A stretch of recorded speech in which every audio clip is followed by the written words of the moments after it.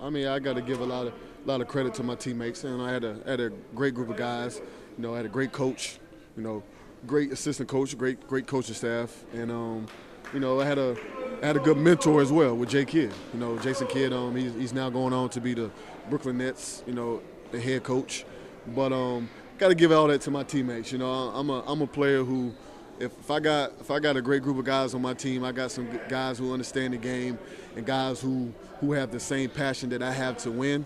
You know, then I can be that leader that they're looking for me to be.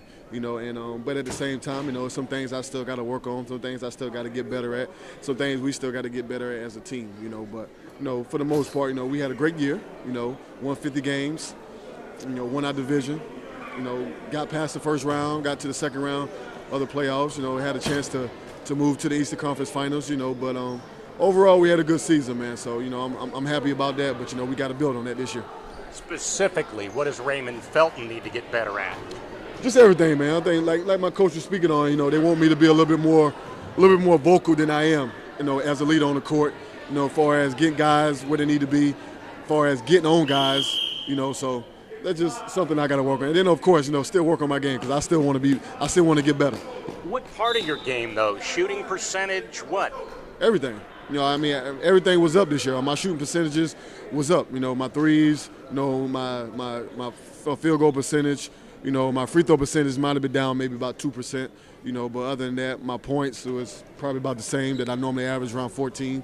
You know, my assists was a little down, but, you know, you play with a lot of guys, you know, who can actually create for themselves. You know, we don't have too many catch and shoot guys. We got a lot of guys who can create their own shot with Carmelo, with J.R. Smith. You know, so that took away from a lot of assists. But, you know, I still did my job as a point guard. What's going to go on with the Knicks now with Jason Kidd gone and you've got some pieces that you need to fill? You know, we're going to miss Jay Kidd dearly, you know, for sure. You know, because he was a great, you know, mentor, a great leader in the locker room. But, you know, that's just something I got to step up and try to fill that void. But I mean, they're going to have to get some guys behind you. Oh no, for sure. Role players. Yeah, we got to get some more point guards in there. You know, hopefully, you know, we can get Pablo Prigioni to come back. You know, he had his first year in the NBA. He loved it. So hopefully we can get him to come back. And if not, then we know we got to go search. You know, see if we can get some more point guards. All right, Isaiah had a famous Twitter out today. Did you see it? He wants the Knicks role players to be more like the San Antonio Spurs. Oh, yeah? That's what he said? Yep. All right, what are your thoughts about that? What do you think of the Spurs and how they conduct business? Spurs are great. You know, they're a very disciplined team. You know, everybody take their role on and do what they're supposed to do.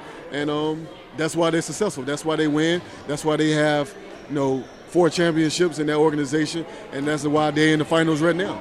I want to play as long as I can. You know, as long as my body let me, as long as my ability let me, I want to play as long as I can because, you know, there's no better job in the world than playing basketball, playing something you love to do. And it's not for everybody. You know, it's for me because I love it. It's a passion. I enjoy it. I wake up every morning thinking of basketball. I go to sleep every night thinking of basketball. So, you know, I was blessed, you know, and I was, you know, fortunate, you know, from a gift from God to be able to play in the NBA for sure and let it be my job. Are you healthy? Very healthy. All right. I'm good. You know, everything seems to get under your skin in New York. They can get under your skin. I mean, what was this deal of them talking about your weight? That was just something that happened when I was in Portland.